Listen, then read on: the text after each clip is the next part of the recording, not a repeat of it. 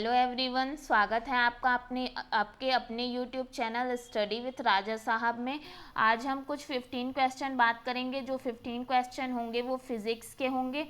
हम इसी तरह से आपके दोनों सब्जेक्ट को साथ साथ लेके चलेंगे। कुछ प्रैक्टिस करेंगे हम केमिस्ट्री की, उसके बाद फिज़िक्स की प्रैक्टिस करेंगे ताकि आपके दोनों सब्जेक्ट साथ ही साथ चलते रहें। तो आइए इसे स्टार्ट करते हैं। आपका पहला क्वेश्चन है कि एक भौतिक राशि का परिमाप दिया है जो कि n है तथा उसका मात्रक u है। तो हमें ये बताना है कि ये किस प्रकार से संबंधित है।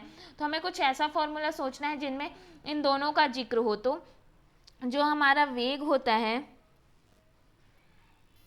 वो भौतिक राशि के परिमाप और मात्रक का गुणक होता है, ठीक है। तो यहाँ पे हमें भौतिक राशि के मात्रक को अगर इधर कर दे तो ये क्या हो जाएगा, 1 यूनिट हो जाएगा। 1/u इंटू क्या हो जाएगा, v, ठीक है। तो अगर हम देखें तो जो हमारा भौतिक राशि का परिमाप होगा वो इन्वर्सली प्रोपोर्शनल होगा यूनिट के। तो आपको यहाँ पे ये पूछा है कि ये कौन सा किस प्रकार से संबंधित है। तो जो आपका ऑप्शन सी दिख रहा है वो आपका राइट आंसर हो जाएगा। यहाँ पे हमने निकाला भी है, जो एन है वो इन्वर्सली प्रोपोर्शनल है यूनिट की। नेक्स्ट क्वेश्चन हम देखते हैं कि निम्न में से कौन सा व्युत्पन्न मात्रक नहीं है। आपके ऑप्शंस हैं ए आवृत्ति, बी प्लांक नियतांक, सी गुरुत्वाकर्षण नियतांक और डी है विद्युत धारा। तो सबसे पहले ये जान लेते हैं कि व्युत्पन्न मात्रक क्या होता है। व्युत्पन्न मात्रक वे मात्रक होते हैं जो जिनसे व्यक्त करने के लिए हमें किन्हीं दूसरी राशियों की आवश्यकता नहीं पड़ती है, ये स्वतंत्र होते हैं। तो आपका इसका राइट आंसर हो जाएगा आपका ऑप्शन डी विद्युत धारा, क्योंकि विद्युत धारा जो होता है उसका मात्रक होता है एम्पियर, जिसे हम ए से व्यक्त करते हैं। और जो आपको अन्य ऑप्शंस दिए गए हैं अगर हम उसकी बात करें तो जो आवृत्ति होगा, आवृत्ति जो होगा समय पर डिपेंड करेगा और समय जो है हमारा वो मूल राशि होता है। वहीं अगर हम प्लांक नियतांक की बात करें तो प्लांक नियतांक में भी कार्य आता है। तो कार्य के लिए कार्य जो होगा वो भी हमारा क्या हो जाएगा, मूल राशि में डिपेंड करेगा। गुरुत्वाकर्षण नियतांक की बात करें तो गुरुत्वाकर्षण नियतांक में भी जो हम बल लेंगे उसके लिए न्यूटन जो मात्रक आएगा वो भी मूल राशि पर ही डिपेंड होगा। तो आपका जो राइट आंसर हो जाएगा विद्युत धारा हो जाएगा। आपको ये पूछा गया है कि कौन सा व्युत्पन्न मात्रक नहीं है। तो आपके जो बाकी ऑप्शन हैं वो व्युत्पन्न मात्रक है, विद्युत धारा जो है हमारा वो व्युत्पन्न मात्रक नहीं है। नेक्स्ट क्वेश्चन देखते हैं कि यदि बल F, त्वरण a तथा समय t को मूल मात्रक हम मान ले तो लंबाई के लिए हमें विमी सूत्र बताना है, ठीक है। तो सबसे पहले जो हम जानते हैं कि त्वरण जो होता है वो समय के साथ वेग में परिवर्तन की दर होता है, dv/dt होता है।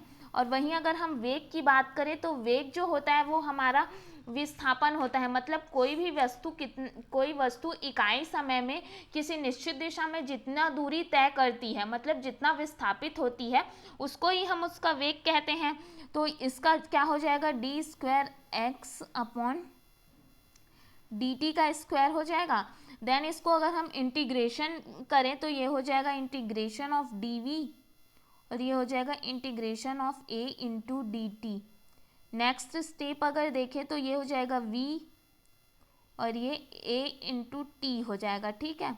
अब इसके बाद क्या करना है आपको, ये v जो आप जानते हैं वेग जो होता है हमारा वो होता है किसी भी निश्चित दिशा में जितनी दूरी कोई वस्तु जितनी दूरी तय कर रही है या विस्थापित हो रही है उसको ही हम वेग कहते हैं। तो वेग की जगह हम क्या लिख लेंगे, x/t लिख लेंगे और इधर हमारा a इंटू टी रहेगा ही। तो अगर हम x को निकालें तो ये क्या हो जाएगा, हमारा a इंटू टी का स्क्वायर हो जाएगा। यहाँ पे x को हम लंबाई ले रहे हैं, ठीक है। तो इसका विमी सूत्र अगर हम निकालें तो क्या हो जाएगा, F बल के लिए हो जाएगा 0, इसके पावर में 0 हो जाएगा, a के पावर में 1 होगा और टी जो होगा स्क्वायर हो जाएगा। तो आपका राइट आंसर जो हो जाएगा ऑप्शन ए हो जाएगा, ठीक है। नेक्स्ट हम क्वेश्चन देखते हैं कि पृष्ठीय क्षेत्रफल है अदिश राशि है, बी है सदिश राशि है, सी न अदिश है न सदिश है, या डी है सदिश व अदिश दोनों हैं। तो जो पृष्ठीय क्षेत्रफल होता है हमारा वो एक अदिश राशि होता है, ठीक है। अगर आपको पृष्ठीय क्षेत्रफल की जगह सिर्फ क्षेत्रफल भी पूछे तो ये भी अदिश राशि होता है। नियत आकृति के पृष्ठ के क्षेत्रफल में परिणाम तो होता है, ठीक है, परंतु दिशा नहीं होती। इसलिए ये हमारा हो जाएगा अदिश राशि। आपका राइट आंसर हो जाएगा ए अदिश राशि। ठीक है, नेक्स्ट क्वेश्चन हम देखते हैं कि यदि वेग समय ग्राफ समय अक्ष के समांतर है तो आपके ऑप्शंस है ए वस्तु नियत वेग से चल रही है, बी इसका त्वरण शून्य है, सी ग्राफ का क्षेत्रफल निकालकर इसके विस्थापन का मान निकाला जा सकता है, या डी उपरोक्त सभी। तो हमको ये बताना है कि वेग समय ग्राफ में किस टाइप का कंडीशंस होता है। ठीक है, तो वेग समय जो ग्राफ होता है हमारा, उसमें जब वस्तु नियत वेग से चलती है तो उसका त्वरण शून्य होता ही है, और वेग समय ग्राफ के अंतर्गत आने वाले क्षेत्रफल जो है वो वस्तु के विस्थापन के बराबर होता है। मतलब जो आपका ऑप्शन ए है वो नियत वेग से चलती है, वो भी राइट है, इसका त्वरण शून्य होता है, ये भी सही है, और ग्राफ का क्षेत्रफल निकालकर हम इसका विस्थापन का मान निकाल सकते हैं, ये भी सही है। मतलब आपका इसका राइट आंसर क्या हो जाएगा, डी उपरोक्त सभी। नेक्स्ट क्वेश्चन देखते हैं कि यदि एक वस्तु कुछ दूरी चलकर वापस अपने उसी बिंदु पर आ जाती है जहां से वह चली थी, तो आपके ऑप्शन है ए औसत वेग शून्य है, बी औसत चाल शून्य है, सी चली हुई दूरी शून्य है, या डी उपरोक्त सभी।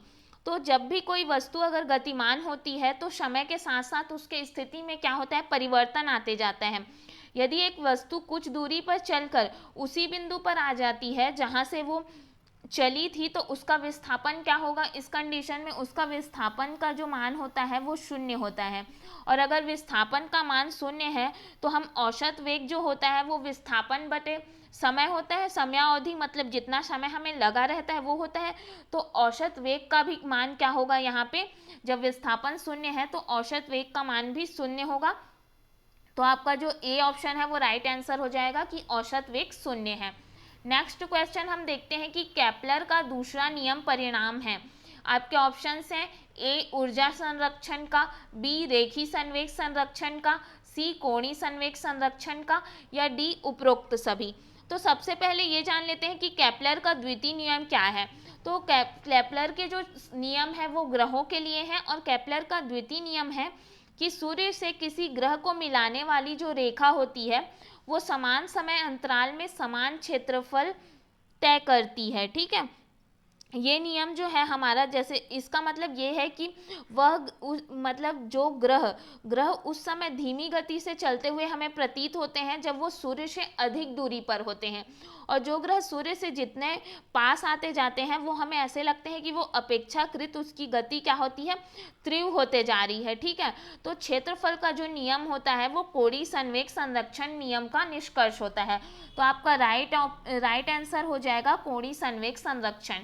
नेक्स्ट क्वेश्चन हम देख लेते हैं कि यदि कोई वस्तु सरल रेखा में गति कर रही है और उसके विस्थापन का हमें समीकरण दिया गया है। ठीक है, ये एक न्यूमेरिकल क्वेश्चन है जहाँ पे जो 5 है सेंटीमीटर है और जो समय दिया गया है हमें वो t सेकेंड है। ठीक है, तो हमें कण का प्रारंभिक वेग बताना है। तो इसके लिए सबसे पहले हम ये देख लेते हैं कि ये जो आपको समीकरण दिया है, ये समीकरण के जो दिया है हमें s के लिए दिया है। अब अगर इस समीकरण में हम ये मान लेते हैं कि जो वस्तु का प्रारंभ मतलब शुरू में अगर उसका t इक्वल टू कितना है, 0 है मान लेते हैं हम, शुरू में उसका t इक्वल टू 0 है तो वस्तु की स्थिति जो है, लेकिन हम अगर स्थिति की बात करें तो स्थिति को हम शून्य ना मान के क्या मान रहे हैं, अशून्य है, मतलब कि कितना मान रहे हैं हम, x0। ठीक है, x नॉट मान रहे हैं हम। तो इसका समीकरण जो होता है s का होता है s equal to u t plus half a t का स्क्वायर होता है। s के जगह हम यहाँ पे x के लिए करेंगे। ठीक है, तो x के लिए क्या हो जाएगा हमारा, x इक्वल टू हो जाएगा u not v not t plus half a t का स्क्वायर। ठीक है, ये हो जाए, ये सेम जो s is equal to u t plus half a t का स्क्वायर होता है उसी से हम किए हैं, बस यहाँ पे हम x के जगह विस्थापन को x लिखे हैं। ठीक है, तो इसका वेग समीकरण जो कि हमें दिया गया है 8t का स्क्वायर प्लस 3t माइनस 5। ठीक है, इसको भी हम x के पदों में कर देते हैं, तो ये हो जाएगा x इक्वल 8t का स्क्वायर प्लस 3t -5। ठीक है, अब जब हम इसको अवकलन करेंगे, x के सापेक्ष इसका अवकलन करेंगे तो ये क्या हो जाएगा, dv/dt हो जाएगा। x जो है वो dv/dt हो जाएगा, क्योंकि x मतलब विस्थापन जो होता है वो वेग के कारण होता है। समय के साथ वेग में परिवर्तन की दर को ही हम विस्थापन कहते हैं। अब इधर जब हम उसका अवकलन करेंगे तो ये क्या हो जाएगा, 16t होगा। ये आपका 3t ही रहेगा और ये 5 का क्या हो जाएगा, 0 हो जाएगा हमारा 5 का। ठीक है, 3t का 3 हो जाएगा और ये 8t का 16t होगा। ठीक है, नेक्स्ट हम देखते हैं कि जब t = 0 है। ठीक है, यहाँ पे t = 0 है तो t = 0 के कंडीशन में क्या हो जाएगा, हमारा v का वैल्यू जो होगा वो 3 सेंटीमीटर/सेकेंड होगा। ठीक है, तो आपका राइट आंसर हो जाएगा a। जो हमें बताना था कि कण का प्रारंभिक वेग जो होता है v, उसका मान बताना था, तो ये हो जाएगा 3 सेंटीमीटर/सेकेंड का स्क्वायर पर सेकेंड, बस सॉरी। नेक्स्ट क्वेश्चन हम देखते हैं कि यदि पृथ्वी की त्रिज्या 6400 किलोमीटर है तो इसकी विषुवत रेखा पर स्थिति एक बिंदु का कोणीय वेग होगा। तो हमें इसमें क्या दिया गया है, उसकी त्रिज्या बस दी गई है हमें और कोणीय वेग के बारे में पूछा है। तो एक फॉर्मूला हम जो जानते हैं, t = होता है 2π/ω। ठीक, अगर हम ओमेगा की वैल्यू निकालें यहाँ पे तो ये क्या हो जाएगा, 2π/t हो जाएगा। 2 × पाई का वैल्यू हम जानते हैं 3.14 होता है, 3.14 होता है। यहाँ पे t मतलब समय निकालना है, तो समय में हम जो पृथ्वी को पूरा एक चक्कर लगाने में जितना समय लगता है मतलब 24 घंटा, तो ये क्या हो जाएगा, 24 घंटा 60 मिनट और 60 सेकेंड के अकॉर्डिंग हम लेंगे। और अब जब इसको आप पूरा सॉल्व करेंगे तो आपका आंसर आएगा ये 7.3 × 10⁻⁻5 रेडियन/सेकेंड। ठीक है, तो आपका ए ऑप्शन इसका राइट आंसर हो जाएगा। नेक्स्ट क्वेश्चन हम देखते हैं कि एक वस्तु का वेग समय पर निम्न समीकरण के अनुसार निर्भर करता है। ये समीकरण हमें दिया गया है, इस समीकरण के अनुसार ही हमें बताना है। ठीक है, आपके ऑप्शन है समान त्वरण से, बी समान अवमंदन से, सी है जो समान त्वरण से, और डी जो है शून्य त्वरण से। ठीक है, तो हमें इस समीकरण के अनुसार ही हमें बताना है, जो समीकरण हमें दिया गया है। तो इस समीकरण के अनुसार क्या हो जाएगा हमारा, अगर हम त्वरण निकालें तो त्वरण जो होता है वो समय के साथ वेग में परिवर्तन की दर होती है, मतलब dv/dt होती है। अब हम अगर ये v की वैल्यू जो हमें दी है उसका हम करें t के रिस्पेक्ट में, तो क्या हो जाएगा आपका 20 वाले पार्ट जो इसका तो 0 हो जाएगा। ये जो t² दिख रहा है उसका क्या हो जाएगा, 2t हो जाएगा। 20 वाले का 0 हुआ, उसके बाद 0.1 × t² जो हमें दिया गया है वो क्या हो जाएगा, 0 × 2t हो जाएगा। ठीक है, तो ये क्या हो जाएगा, इसका मतलब क्या है, ए जो त्वरण है आपका वो प्रोपोर्शनल टू किसके है, समय के हैं। मतलब जो वस्तु है वो असमान त्वरण से गति कर रही है, और आपका सी ऑप्शन इसका राइट आंसर हो जाएगा, ये असमान त्वरण से। ठीक है, असमान त्वरण से गति कर रही है। नेक्स्ट क्वेश्चन हम देखते हैं कि एक सीधी रेखा में चलते कण का प्रारंभिक वेग जो है 10 मीटर/सेकेंड है और इसका मंदन जो दिया है हमें 2 मीटर/सेकेंड का स्क्वायर दिया है। तो इस कण के द्वारा हमें 5वें सेकेंड में चली हुई दूरी बताना है। ठीक है, 5वें सेकेंड में चली हुई दूरी बताना है हमें। तो उसका प्रारंभिक वेग जो हमें दिया गया है, प्रारंभिक वेग क्या होता है, u होता है, जो दिया है हमें 10। और अगर हम बात करें मंदन की, तो मंदन क्या दिया है, 2 मीटर/सेकेंड का स्क्वायर।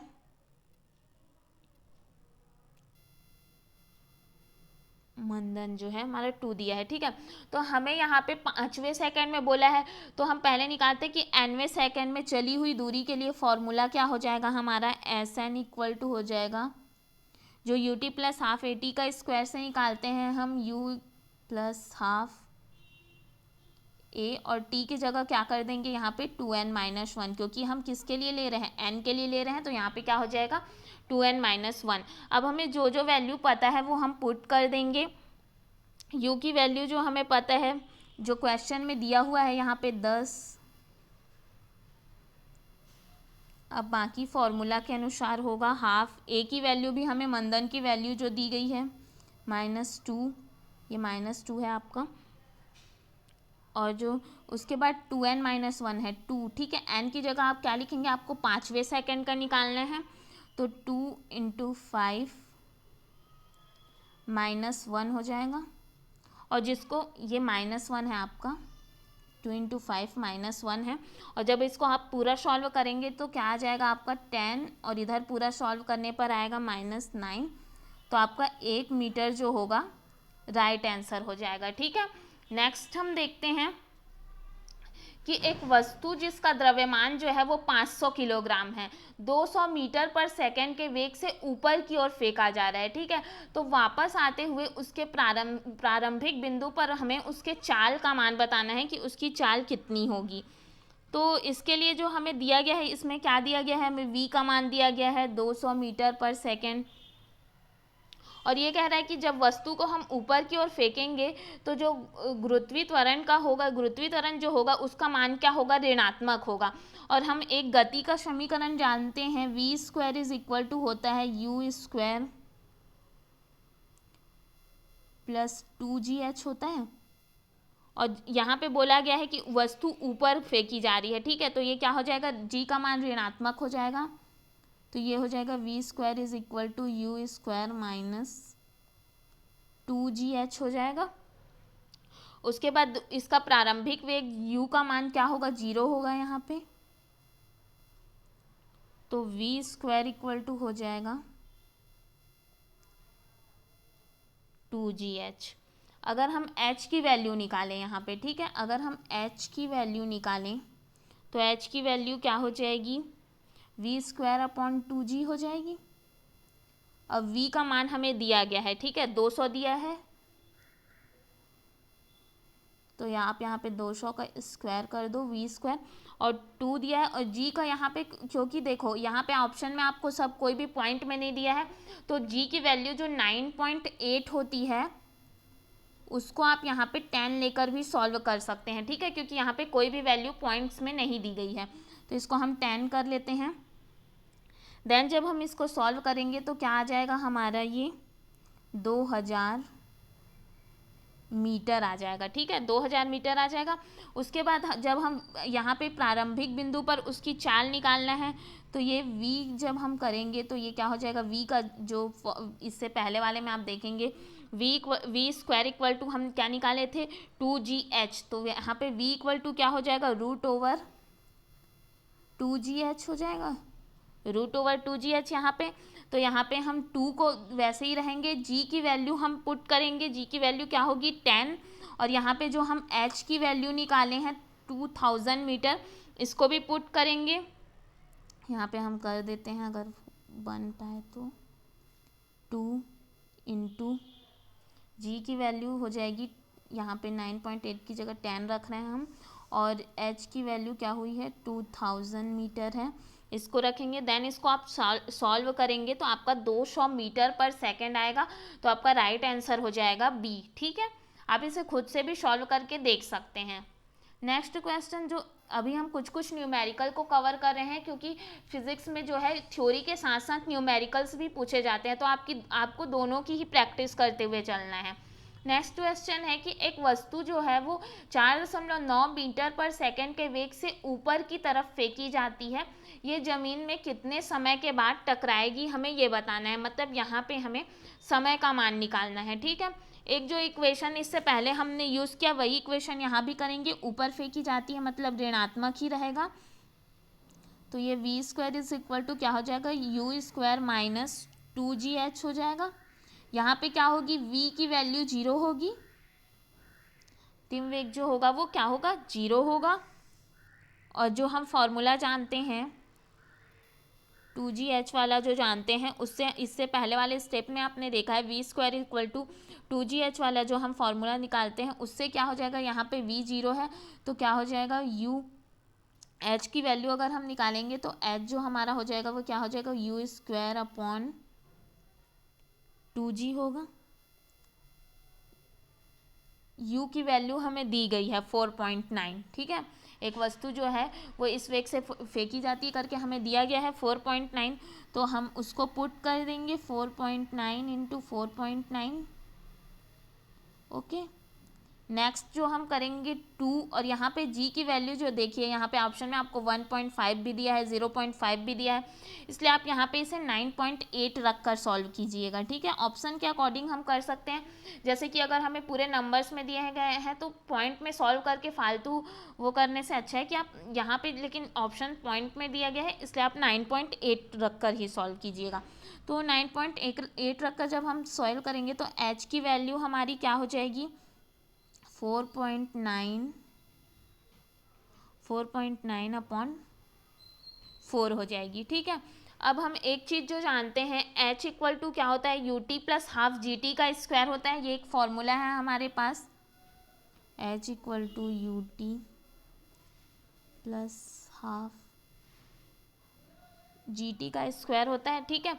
यहाँ पे जो u है वो 0 है, तो u 0 है तो h इक्वल टू क्या हो जाएगा हमारा, u को आप 0 कर दिए, मतलब ये वाली वैल्यू क्या हो गई, 0 हो गई हमारी, तो क्या हो जाएगी, हाफ जी टी का स्क्वायर होगा। हाफ g की वैल्यू आप क्या रखेंगे, 9.8 रखेंगे, टी स्क्वायर ही रहेगा क्योंकि हमें वही बताना है कि समय कितना है, हमें समय का ही मान निकालना है, तो टी स्क्वायर, और यहाँ पे h की वैल्यू जो है हमारे पास इससे पहले वाले इक्वेशन में निकाले हैं 4.9 अपॉन 4, उसको भी हम पुट अप करेंगे, ठीक है। अब हमें क्या निकालना है, यहाँ पे टी स्क्वायर फाइंड आउट करनी है, टी स्क्वायर को हम एक तरफ कर देते हैं, तो टी स्क्वायर इक्वल टू क्या हो जाएगा आपका 1/4, ठीक है, 1/4 हो जाएगा। और अगर आपको टी बोलेगा तो टी क्या हो जाएगा आपका, टी इसका 1/4 का क्या हो जाएगा, 1/2 हो जाएगा। 1/2 मतलब कितना, 1/2 मतलब क्या होगा, 0.5 सेकेंड, ठीक है। ये आपका राइट आंसर हो जाएगा। नेक्स्ट क्वेश्चन हम देखते हैं कि एक घर्षण रहित मेज पर एक वस्तु जिसका द्रव्यमान 2 किलोग्राम है, ठीक है, वो 4 मीटर पर सेकेंड के नियत वेग से चल रही है, तो वस्तु को इसी वेग से चलते रहने के लिए कितने बल की आवश्यकता होगी, हमें बल का मान निकालना है, ठीक है। तो जो हमारा यहाँ पे क्या बोल रहा है कि वेग जो है यहाँ पे कांस्टेंट दिया है, हमें नियत वेग से चल रही है बोला है, वेग जो है वो कांस्टेंट है हमारा। अगर हम त्वरण की बात करें तो त्वरण क्या होता है, वेग में परिवर्तन की दर होता है, तो वो भी क्या हो जाएगा, 0 हो जाएगा यहाँ पे त्वरण भी। अब अगर बल निकालें हम तो बल जो होता है हमारा वो द्रव्यमान गुणित त्वरण होता है। त्वरण की वैल्यू क्या है हमारे पास, ऑलरेडी 0 है, तो बल का मान क्या हो जाएगा, 0 हो जाएगा। तो आपका जो बी ऑप्शन है इसका राइट आंसर हो जाएगा, ठीक है। नेक्स्ट क्वेश्चन हम देखते हैं कि एक गतिशील कोणीय, हाँ यही क्वेश्चन है, एक गतिशील वस्तु का कोणीय संवेग हमेशा नियत रहेगा यदि, आपके ऑप्शन है ए परिणामी बाह्य बल लगा हो, बी परिणामी दाब लगा हो, सी परिणामी बाह्य आघूर्ण लगा हो, या डी परिणामी बाह्य आघूर्ण न लगा हो, ठीक है। तो हमें ये बताना है कि कोई भी जो कण या किसी निकाय पर जो आरोपित कुल बाह्य बल आघूर्ण होता है ना, वो यदि 0 हो तो उस निकाय का जो कुल कोणीय संवेग होता है वो संरक्षित होता है, ठीक है। तो यहाँ पे जो आपको पूछा है कि बोला है कि एक गतिशील वस्तु का कुल कोणीय संवेग कब नियत रहेगा, तो कब नियत रहेगा, तो आपका ये जो ऑप्शन आपको दिया गया है डी की परिणामी बाह्य आघूर्ण न लगा हो, वो आपका राइट आंसर हो जाएगा, क्योंकि जब कुल बाह्य बल आघूर्ण यदि 0 होता है तो उस निकाय का जो कुल कोणीय संवेग होता है वो संरक्षित रहता है, ठीक है। आज हमने कुछ 15 क्वेश्चन पर बात की, नेक्स्ट हम फिर से कुछ 15 क्वेश्चन देखेंगे। अगर आपको ये वीडियो पसंद आया होगा तो लाइक और शेयर करो, और हमें कोई भी डाउट हो तो कमेंट पर बताइएगा। Thank you so much.